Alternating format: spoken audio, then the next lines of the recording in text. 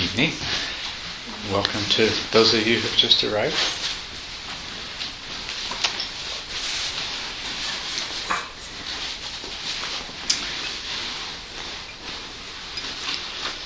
So, what do we have on our collective mind tonight? I was wondering if I could just ask if anybody would allow me to spend a night in your home tonight. I need a place to stay, and I have a mattress pad and a pillow and a sleeping bag in my car, so I don't need a bed if you don't have a bed. Is there anybody who would let me stay in their house?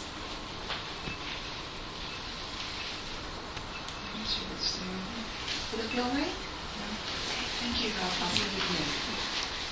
Thanks. Good. Thank you. Okay.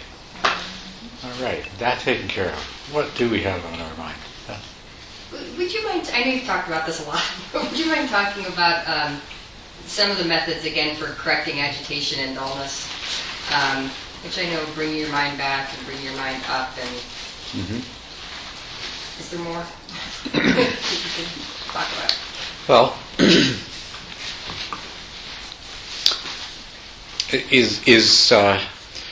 which should we start with, agitation or dullness? Do you have a... Dullness. Dullness? Okay. So, the various methods are just ways of basically stimulating your brain. So you're creating, the way I usually describe it is you want to raise the energy level of your mind, because the energy level of your mind tends to fall as you become very focused and withdrawn inward from all of the normal sense stimulation, which keeps us alert, and the constant stream of thoughts and concerns, which also helps to keep us alert. So our mind and our brain normally depend on continuous stimuli. And then when that is removed, then the physiological activation of the cortex diminishes. But then when we think in terms of our mind actually, we experience that subjectively as being de-energized.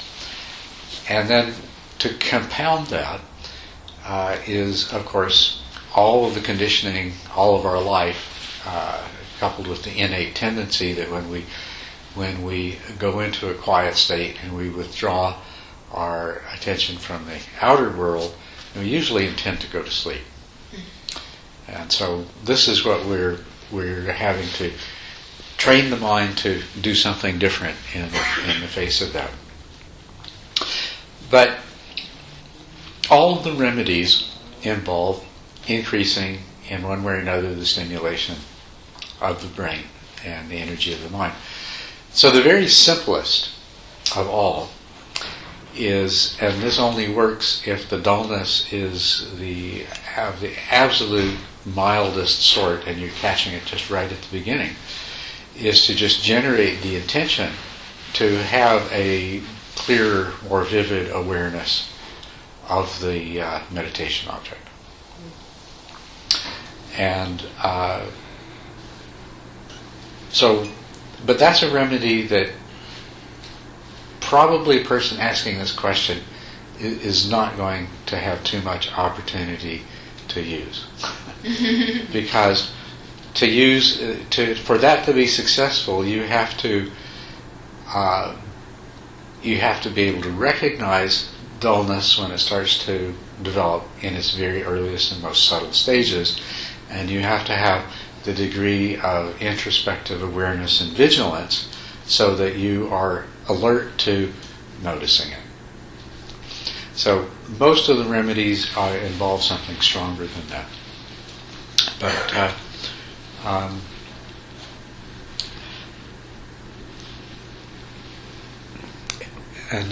once again, I would answer a similar question a few days ago. And at that time, I was thinking, I always start out with the mildest remedies and work my way up to the strongest one. And I keep wondering, considering that that's not the way it happens in the development of the meditation practice, if that makes sense. But I think it does, because I think it makes the point clear. Okay. A little bit stronger way to stimulate the mind is actually just simply to, you've had your attention very narrowly focused on sensations at the tip of your nose. Expand that awareness to be aware of the sensations in your whole body, to be aware of the ambient sounds, the feeling of the air on your skin. Your mind will naturally project an awareness of the space that you're in. So if you do that, you're basically reactivating your sensory awareness of external stimuli. So you're not really doing anything physically different, but you're opening the gateway, so to speak, to allow more stimuli to reach that part of our mind where we experience conscious awareness of sensations. I mean, the sensations are always there, as you know, but when we're very turned inward, we're unaware of the sensations. So by becoming aware of them, we're stimulating the mind. And of course, we're stimulating the brain as well, because this is a reflection of what's happening in the brain. So more sensory stimuli is making it into higher levels of the brain and waking it up. So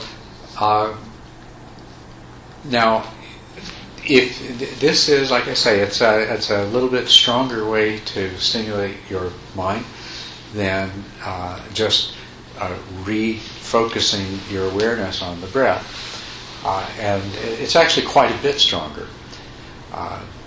But it still assumes that the dullness isn't very, very strong, and it usually corrects it fairly quickly. But you can, you can go ahead and just be aware of everything for several minutes if you need to, and there's nothing wrong with that. So I just mentioned that in case you feel like, I'm not meditating anymore. Well, actually, in consideration of the fact that where your attention is directed, and in terms of your mental activity being under your intentional control, you are still meditating. So you can take a few minutes to expand your awareness and see if that wakes you up a bit, makes you more alert, brings the meditation object back to a state of clarity and vividness. Now, if that doesn't work, there's ways of producing stronger stimulation. One of them is that you deliberately take a very deep breath, and then you exhale slowly. And if you're not in the company of a lot of other people where you'll disturb them, you exhale against a resistance. And that often just kind of supercharges your brain. Do that 2 or 3 times and you're wide awake. Which isn't to say that if the dullness is strong, it might not come back 5 minutes later and you find you need to do it again. But that's quite all right. I mean, if you meditate for an hour and do that 12 times every 5 minutes, you had a perfect meditation. Because as soon as you recognize the need to do something, you took the appropriate action. Right? And you are training the mind. By doing this repeatedly, you're conditioning the mind to behave in a way different than it normally does. Now, a very similar way of stimulating your mind is to, and this is a lot quieter, less disturbing to somebody else if you're sitting in a retreat setting, is just to tense up all the muscles in your body, hold them, and then release them all of a sudden. And of course, that's a very powerful stimulation of your nervous system. Both the motor systems and the sensory systems get a blast of stimulation from that, and that can usually wake you up pretty good.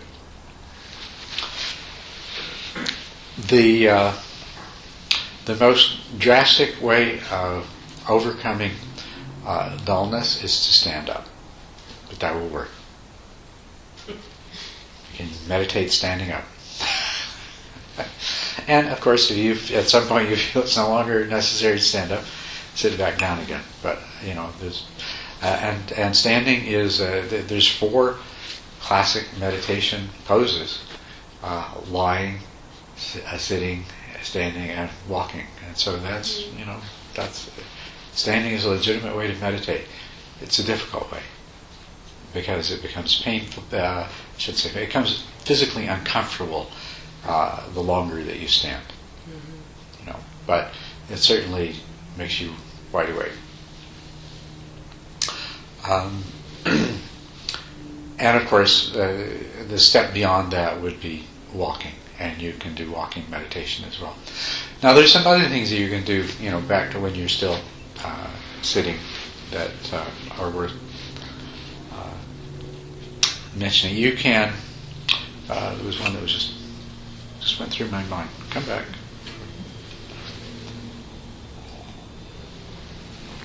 I distracted myself. It's a good one. It'll come back.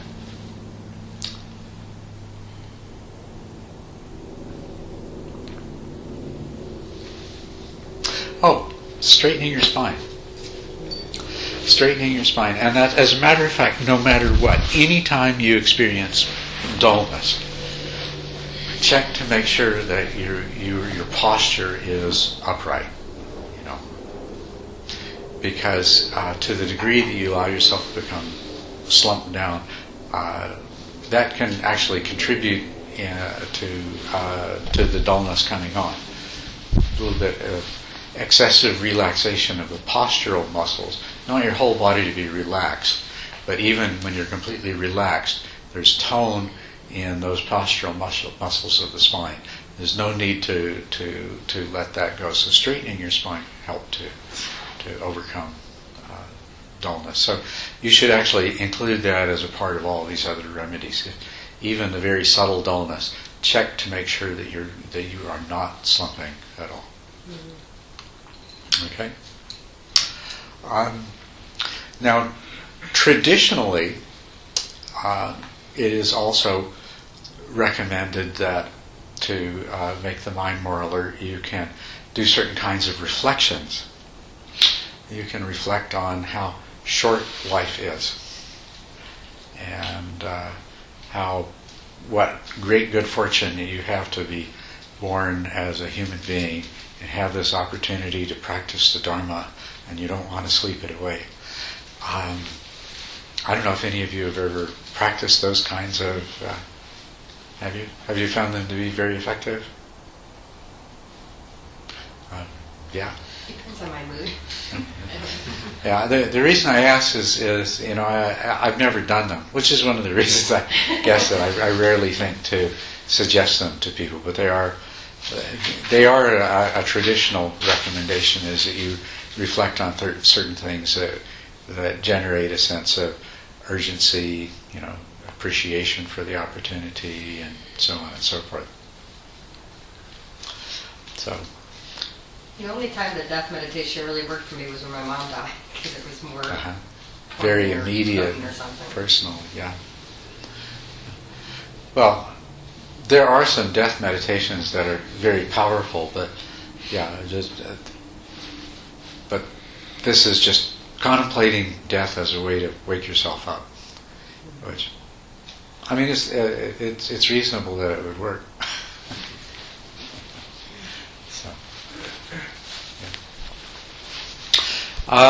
And you also asked about agitation.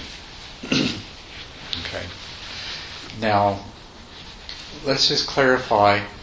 You mean any and all agitation, which I could go on in great length about, or is there some specific kind of agitation? Maybe just sometimes, I don't know if my dreams are, there's a lot of movement or something in my dreams. I wake up and I'm, now and again, my mind is just racing in the morning sometimes, and that it doesn't settle down in meditation. Okay. Well, there's there's one kind of agitation that this might be. It's usually called the monkey mind, and that's where your mind doesn't stay on any one thing very long, but it just is constantly jumping from one thing to another. Just like the image of a monkey, swinging from this to that to this to that, and never really holding still. And sometimes you can have a lot of monkey mind, but still not lose continuity of the awareness of the breath. Mm-hmm. And if that's the case, just go with that. Just allow that to be the nature of your meditation on that particular occasion. Is that you are applying sufficient direction to your attention to stay with the breath, and you're not worried about the fact that there's just this rush of other thoughts and awarenesses that and your mind's jumping back and forth from the meditation to object to other things, but you're never really losing the awareness of a whole in-breath or a whole out-breath or things like that. Then you're still practicing fine. Okay? It's basically the same thing, very subtle difference, but when you're able to stay with the meditation object in a more solid way, so that there's a clearer perception of the sensations of the breath, and you're following them and picking up the details. But the distractions in the background of your awareness just seem to be a flood of them, and they just are going at a very rapid rate. That's another very similar to the monkey mind, except that you don't have that feeling like your attention's actually jumping back and forth to these other things. It's just all this stuff is in the background. And the same thing is true there, that you really don't need to do anything other than accept that, that's the way my mind is today. My job is just do my best to keep the attention on the meditation object. But if you're not able to stay continuously, if you've got this flood of thoughts and they keep taking you away and you forget and then your mind wanders, or if you have the monkey mind jumping around and it doesn't come back to the breath often enough, and so you do forget and lose it. In those cases, I would recommend that you do something to try to halt that kind of thought-based activity. It's the part of your mind that's concerned with thinking is what is very highly active there. And body awareness is a wonderful antidote to that. So shift your awareness to your whole body. Explore the sensations. Feel yourself.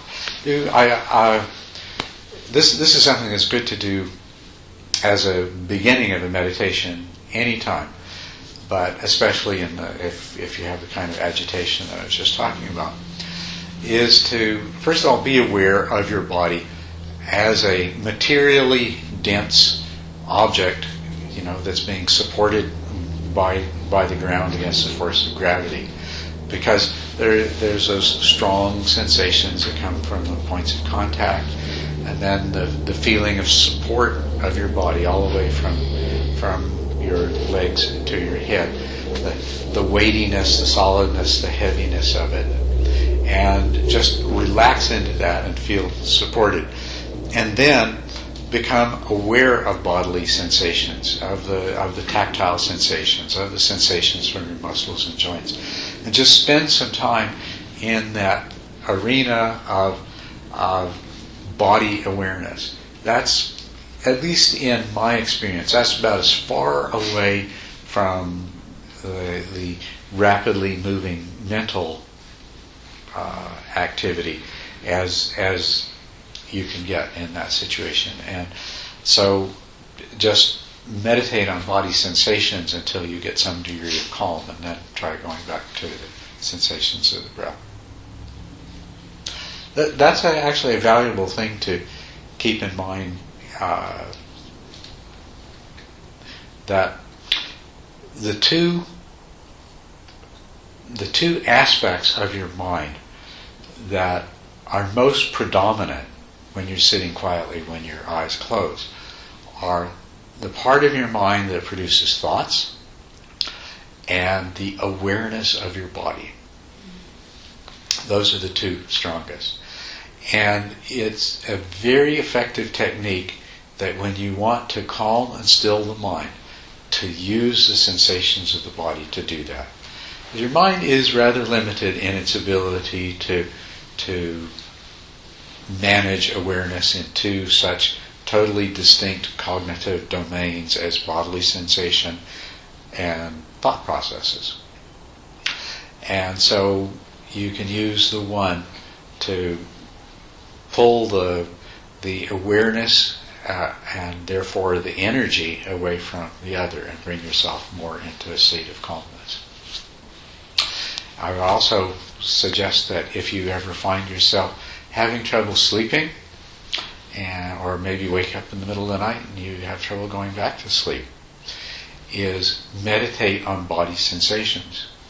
And that will help to calm and quiet your mind. Sometimes you said you wake up in the morning after a dream that's agitated the mind. But sometimes you might have that experience, you wake up at 2 in the morning after a dream, and your mind just won't stop, and then it's 3, and then it's 3:30.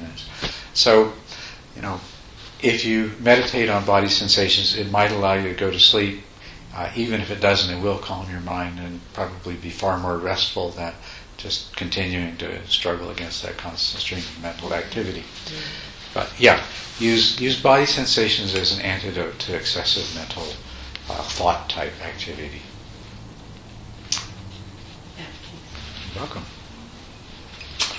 Yeah. I was just thinking, I haven't heard you, I don't know if you've ever mentioned it in person, but one of the things I found really helpful recently, kind of piggybacking on that, is not using verbal commentary during meditation. And I've seen that serve me too.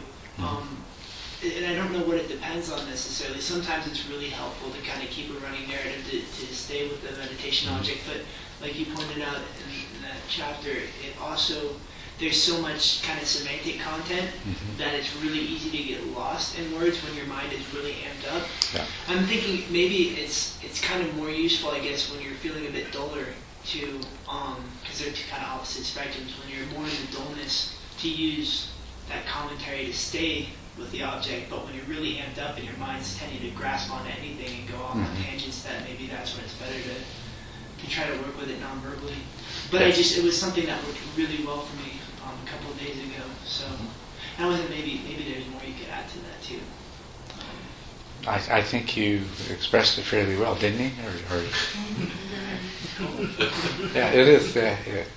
Thank you. It's a good.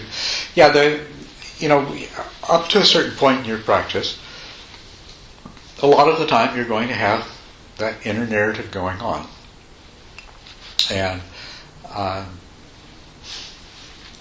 sometimes you can use it. Sometimes it can. If you can get that inner narrative focused on the practice, on the moment, on your current state of mind, on the clarity with which you're able to observe the meditation object, then it keeps that narrative from getting into other areas and distracting you. And sometimes too, if you're having trouble staying focused, the narrative can actually help you to stay focused. But there is, of course, a certain point where you really need to discard it.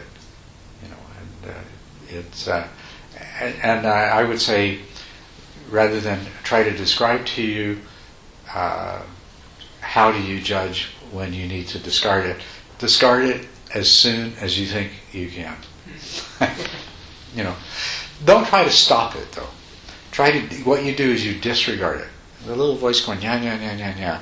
Don't try to make it stop. I mean, you can shut it up for a short period of time. Not very long though, right? You shut it, starts up again right away. So don't try to shut it up, but practice just ignoring it. Let it go on. Yeah, yeah, yeah. Don't pay any attention.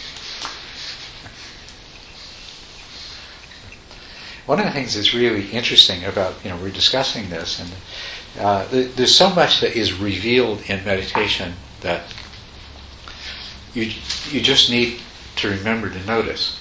And that's,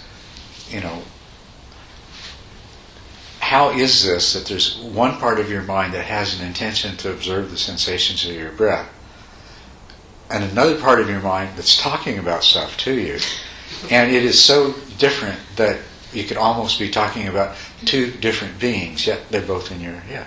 Right? So this is very revealing, and I've told you many times, you don't have a mind, you've got many different mental processes. And I don't know if you believe me or not, but just look. Yes. It's sometimes those conversations or the talking going on in your mind is, sometimes I notice it has like nothing to do with me. Like I don't even know who the characters are. Where did they come from? Like, just like, I don't know, it seems strange. Right. Yeah, that is a good question. Where do they come from? Yeah. Keep looking, maybe you'll find out. Anyway, hopefully this is helpful in terms of dealing with excessive mental activity. So. But remember always, accept whatever's happening in your mind without reacting to it emotionally.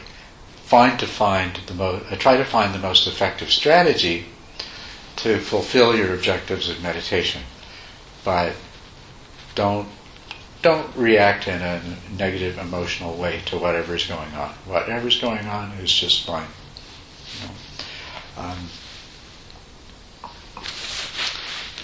Anytime you are dissatisfied with anything, and you experience dissatisfaction and unhappiness, if you look, you'll discover that you are not accepting what's happening. You're rejecting it, you're resisting it, you're wanting something different. And that is a most profound truth that is revealed every time you discover that and you notice it and become aware of it. And so when you're meditating and you find yourself unhappy, not wanting to meditate, you're not enjoying meditation, or feeling restless, or any of these other kinds of feelings, look and see what you're doing. You're rejecting what's happening. You're wanting it to be different. And the other thing that causes dissatisfactoriness and suffering is attachment.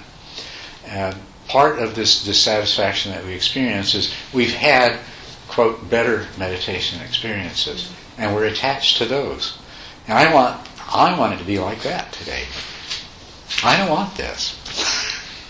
And so there you are, feeling dissatisfied and unhappy. And that mental state is not conducive to producing the kind of meditation that you want anyway. So the most effective way that you have of having the kind of meditations that you desire is just to let go of the judging and just accept whatever is and work with it in an appropriate way. And in that way you're most likely to have the kind of experience you want anyway. So anything you want, let go of it first.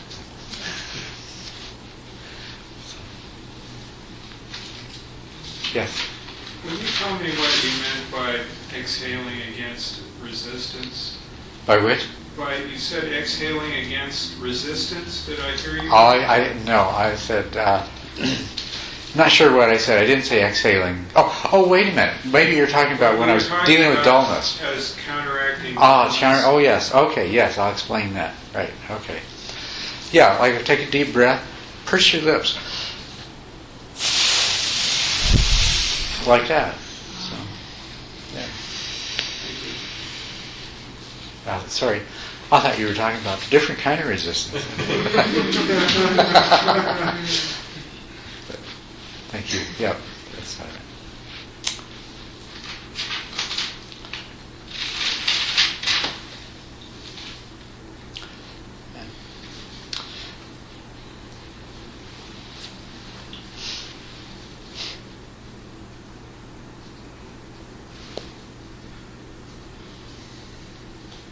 I've got to follow up with that discussion that you and William were having. Mm-hmm. You know, we were talking about basically concentrating on a single object like the breath versus the present moment. And I've never quite understood why one couldn't develop good concentration on the present moment and whatever happens to come into awareness. Mm-hmm.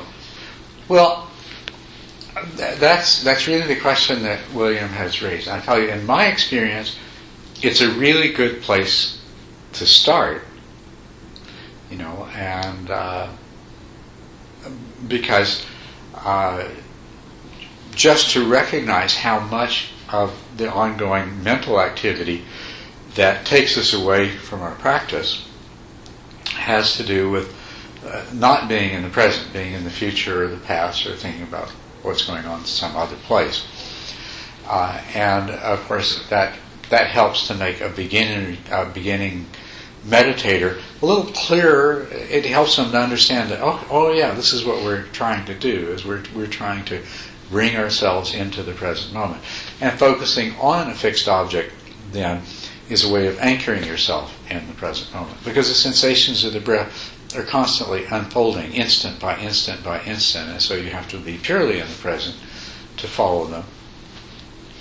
Now, and once somebody has really good concentration, of course, then they don't need to worry about the being caught by thoughts coming up and being carried away by them and having long periods of just daydreaming or thinking or planning or so on and so forth.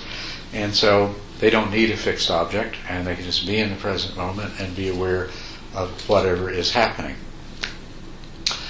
Now, the problem that I would see with somebody trying to develop a high level of skill by just practicing being in the present moment, the first is that without some degree of training, something's going to come along and carry you away the same way it does with a fixed object.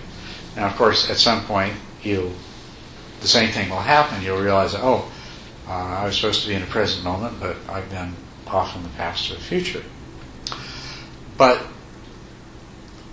there's a lot of subtlety to our thought processes, and it just seems to me that an object like the sensations of breath it makes it so much easier to know when you're being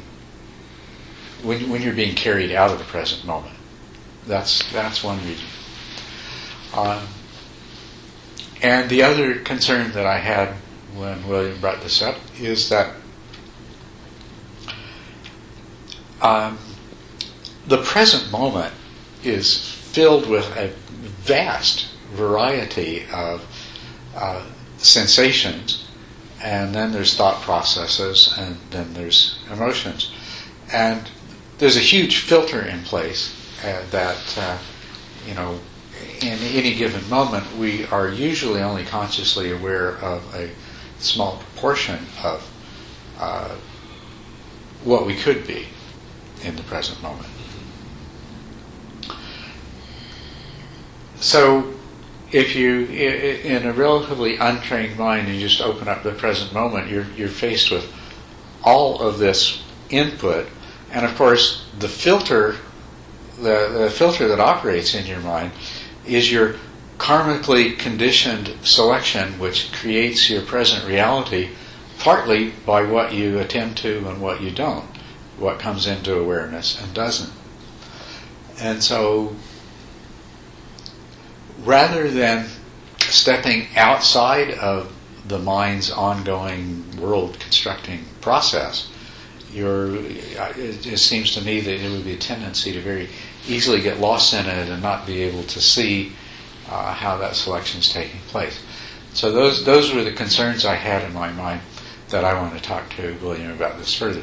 Theoretically, though, I can see that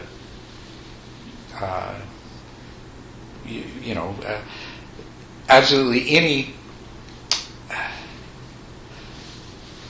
anything that allows you to exercise intent in terms of how you direct and sustain your attention should ultimately lead to a similar result.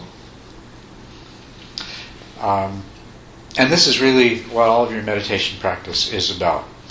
In spite of everything that it may seem otherwise, the only thing that we can actually do in the sense of doing, we feel like we're doing all the time, right? We feel very very involved in everything, but the only thing we really do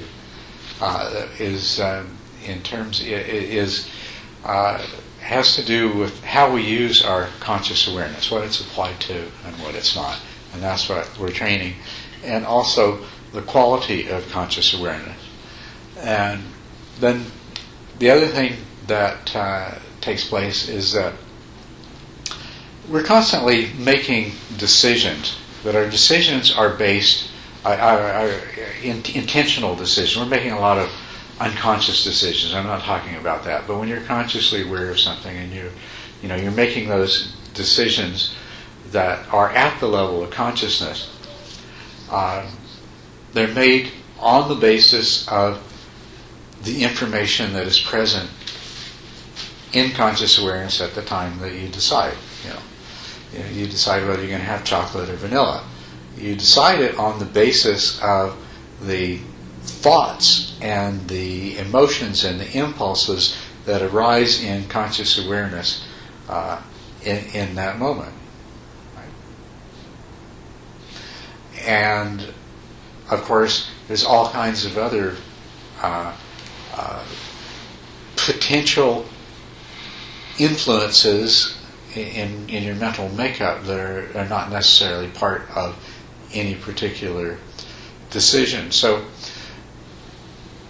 considering that how we use our conscious awareness is really, that's the seat of intention. That's the seat of whatever it is that we can refer to as our ability to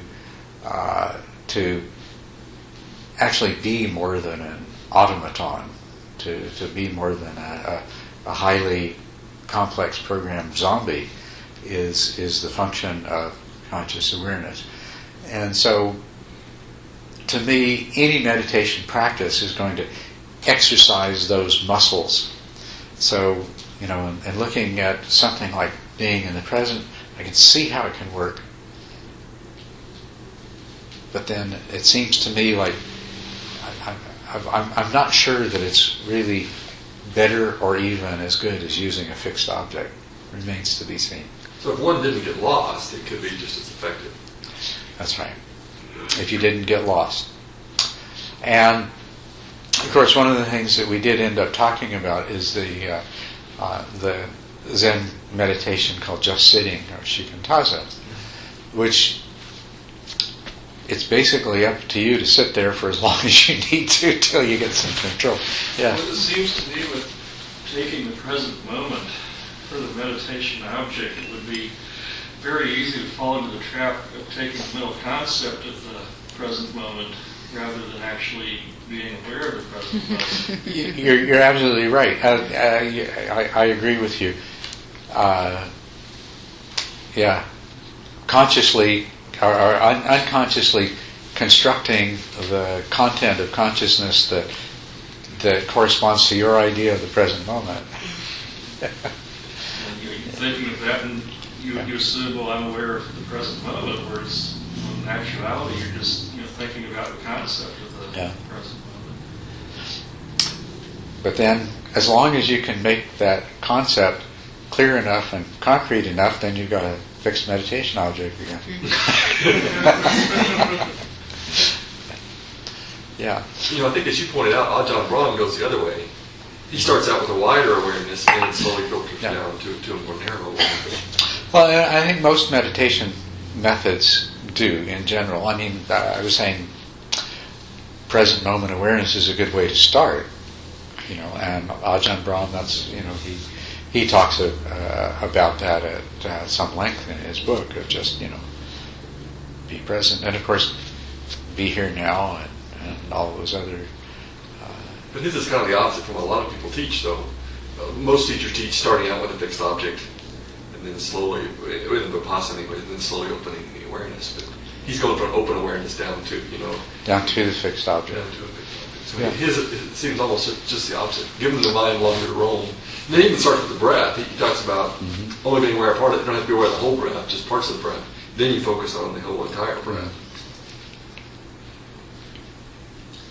I don't know how effective his method is. It'd be interesting to see some students that have practiced it to see how effective it's been. Well, see, I can feel a lot of my own bias coming out of this, and quite honestly, what comes up in me is it's like, you're telling. It's like the idea of how can I become a strong athlete without having to do all of this exercise first? Like what's the easy way? Right. And Well, and my bias is that there isn't an easy way. Directing and sustaining the attention, that's like developing a muscle, and the only way it develops is to use it over and over and over again until it does whatever you need it to do. Right. But aren't you developing those same muscles? What's that? Or wouldn't you be developing the same muscles? You would be, yes. If you find a way to, but that's the other thing about the way William was presenting it is that it seems to him that this is a way of meditating that people can make great progress very quickly and without so much effort. Well, yeah, it's a different story. And that's wonderful. We want to see that happen. We'd like to see them be able to do that. But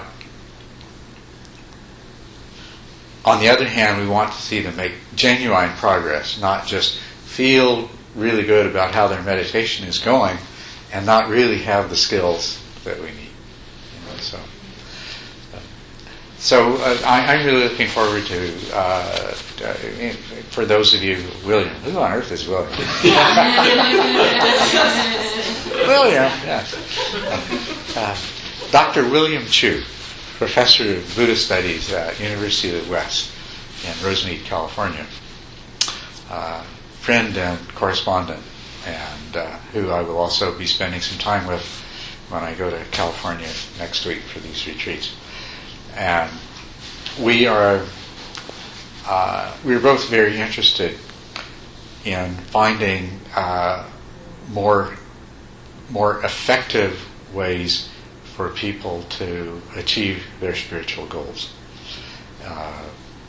And part of that is finding more effective meditation methods for developing concentration, mindful awareness, and equanimity, tranquility, and joy. So that's who William is, and he's basically been experimenting with something that is not quite objectless meditation. Instead, it's present moment meditation. And I agree totally that present moment meditation is a wonderful way to start, as Ajahn Brahm suggests. And it's a wonderful thing to get to, which is really what Mahamudra is. Mahamudra and choiceless awareness are objectless meditations, but they assume that you have mastered concentration.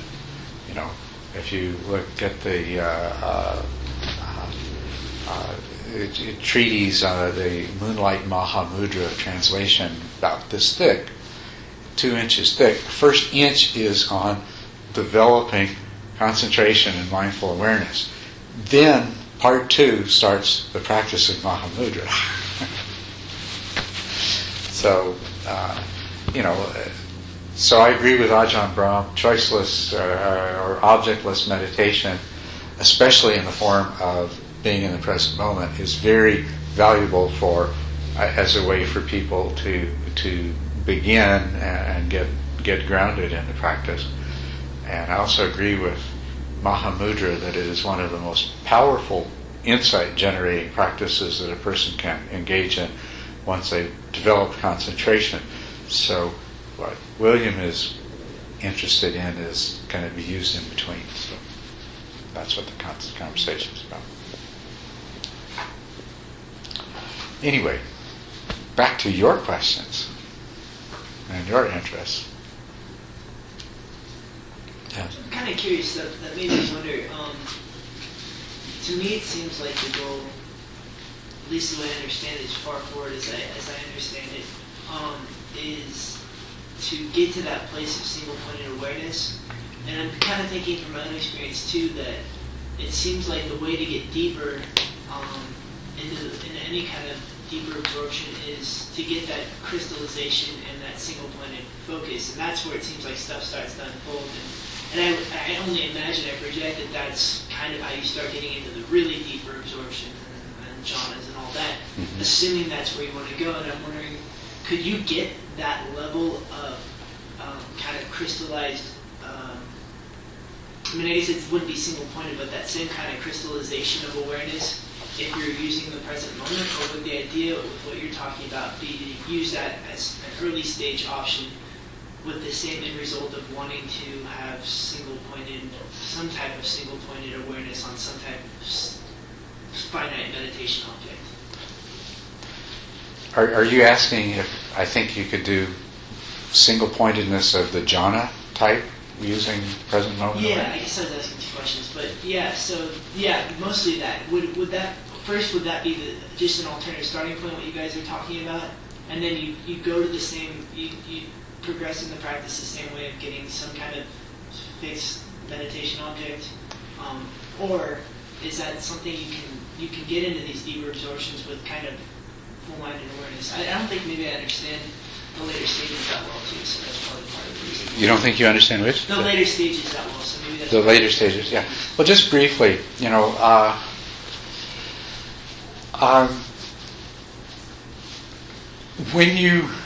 when you reach the 8th stage, well, when you reach the 7th stage, you have single-pointed concentration. And when you reach the 8th stage, you have effortless single-pointed concentration. Now you can do pretty much anything you want. And at that point, you can take up objectless practice, like Mahamudra. But you can also continue with single-pointedness and take it to the next further stage. Well, you can complete the development of shamatha, which is basically just finalizing the training in single-pointedness. But jhana, the absorptions, the essence of absorption is that you become absorbed you become absorbed in one object of consciousness to the exclusion of all else. So it is the epitome of single-pointedness. So you couldn't do anything that could be described as jhanic that wouldn't be single-pointed. And so you couldn't really get to that without doing some kind of single-pointed practice as well. Present moment is narrower than anything goes, but it's a long way from single-pointed. And in the absorptions, you become absorbed into in the first absorption into a mental object that has been generated as a result of your single-pointed concentration, and it's accompanied by a very clearly recognizable mental state, and also by a clearly recognizable affective state and bodily happiness and bodily pleasure. And so then you continue in the jhanas as you proceed to further and further refine that single-pointedness. You say, okay, I've shut out all sensory awareness and I'm just focused on this mental object and accompanied by the mental state and the feeling of happiness and pleasure. What if I drop the mental object and just be aware of the mental state and the affect? And then, having mastered that, you say, well, what if I disregard the mental state and focus only on the affect? And then you say, well, what if I drop that too and just be aware of the naked mind itself? And then you say, okay, but here I am, I can enter an absorption into just an awareness of the mind itself, but I still have a feeling that I'm here at this place in space. Let me, and my mind is generating that. Let me dispense with that feeling of space, and then you say, okay, well, if space is infinite and unbounded, and I'm not in any one location, then consciousness is also infinite.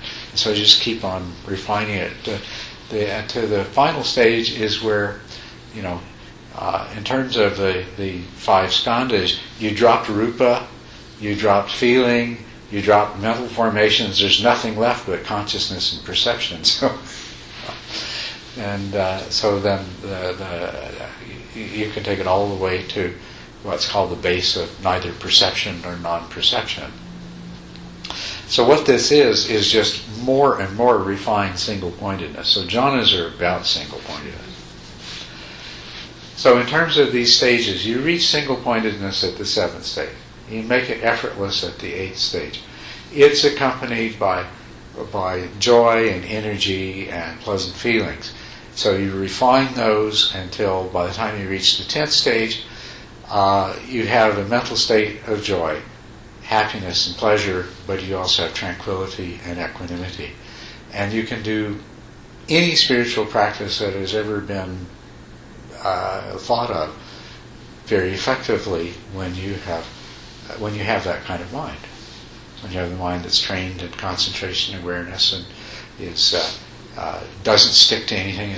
Equanimity refers to the reactivity of your mind to whatever you become aware of. In terms of an objectless awareness practice, your mind tends to react to things. I like that, don't like that. Like this better, don't like that as much. This is too neutral, I want something more exciting. That's always there. Equanimity just allows it to come and go. It's just the mind doesn't stick to it at all. And so, even though at the 8th stage you can start practicing a really, really powerful practice like Mahamudra, until you've achieved the 10th stage, you're still wrestling against your mind, still wanting to grab onto the things rather than liberating them the instant they arise, letting go of them the instant that they come up. Getting into technical, advanced meditation discussion. I love it. Are you all up to it? You're with me? You're enjoying it? I'm not boring you stiff? Oh, okay. All right. In terms, just on the same thing, to expand a little further, when you have achieved the single-pointedness of the 7th stage or the effortless single-pointedness of the 8th stage, then you can still, instead of just having open awareness, you can still have object-oriented awareness, but without a fixed object. The mind is free to move from one object to another, or to observe things in a sequence. And there's some very valuable sequences that can be observed in this way. Like, for example, as a sensation arises, and then there's a feeling, and then there's the mind's reaction of craving or aversion, and then there's a tendency, and you can watch that unfold. Your mind can go from boom, boom, boom. Because you have this kind of concentration, and because you have this kind of awareness, you can do this. But it's not a fixed object anymore. Your mind it doesn't matter that the object is changing like this, or faster than I can snap my fingers. For the time that your mind is on any one object, it's on it with total focus. And then it goes to the next with total focus and clarity, and the next with total focus and clarity. So this is called, sometimes described as momentary concentration or kanika samadhi. And people misunderstand it. Some people think momentary concentration, that's what I got all the time. I can concentrate for a moment. But the momentariness isn't to do with the quality of the concentration. The momentariness has to do with the object. The object is only present momentarily. When you have this kind of concentration, then you can begin to perceive that all objects arise and pass away. That the sound of a dog barking is the same as the melody of a piece of music. It's made up of parts, and each part arises and passes away, and the next one doesn't come until the first one's gone. But of course, that's not how we experience dogs barking. It's actually not how we experience music unless we listen carefully or unless we play a musical instrument. But it's actually the way all of our sensory experience, including our mental experience, happens, is one piece at a time arising and passing away in rapid succession. So when you develop the kind of concentration that we're talking about in the 7th and 8th stages, then you have the capacity for momentary concentration, and you can do the kinds of insight practices which rely on that and allow you to have direct experience of impermanence, including the impermanence of the mental perception of the sensory objects, the sensory stimuli. If you have heard of Vipassana practice in North America, most of the Vipassana practice you talk about in North America is according to a system taught by Mahasi Sayadaw, and it's about developing momentary concentration so that you can observe the arising and passing away of phenomena. As a matter of fact, a very important stage in that practice is called knowledge of arising and passing away.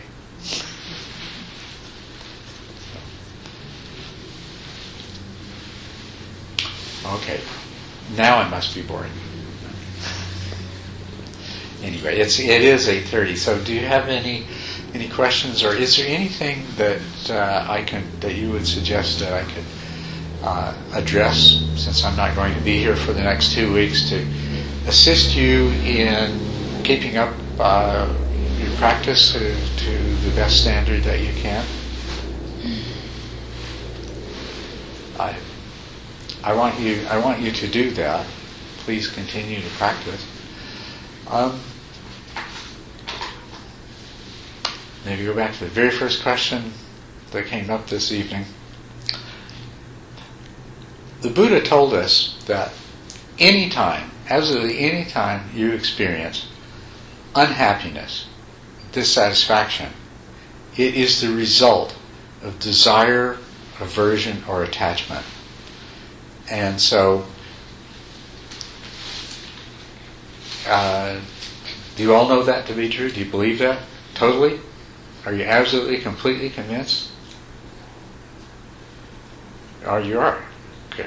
That's very, very wonderful.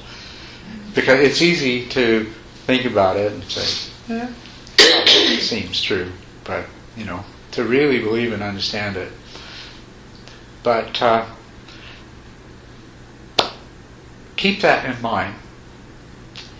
Make sure that you have no doubts about the truth of that.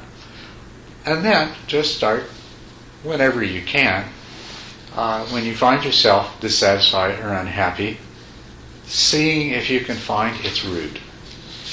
If all unhappiness and dissatisfaction is rooted in desire, aversion, and attachment, then we should be able to, when we find it present, follow it to its root.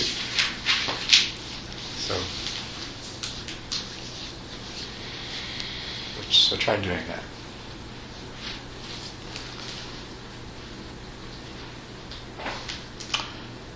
Well, I'm going to miss you. I'm going to be busy, but I'll have time to miss you. And I look forward to seeing you when I come back and have a good meditation together. And we'll talk about more interesting things.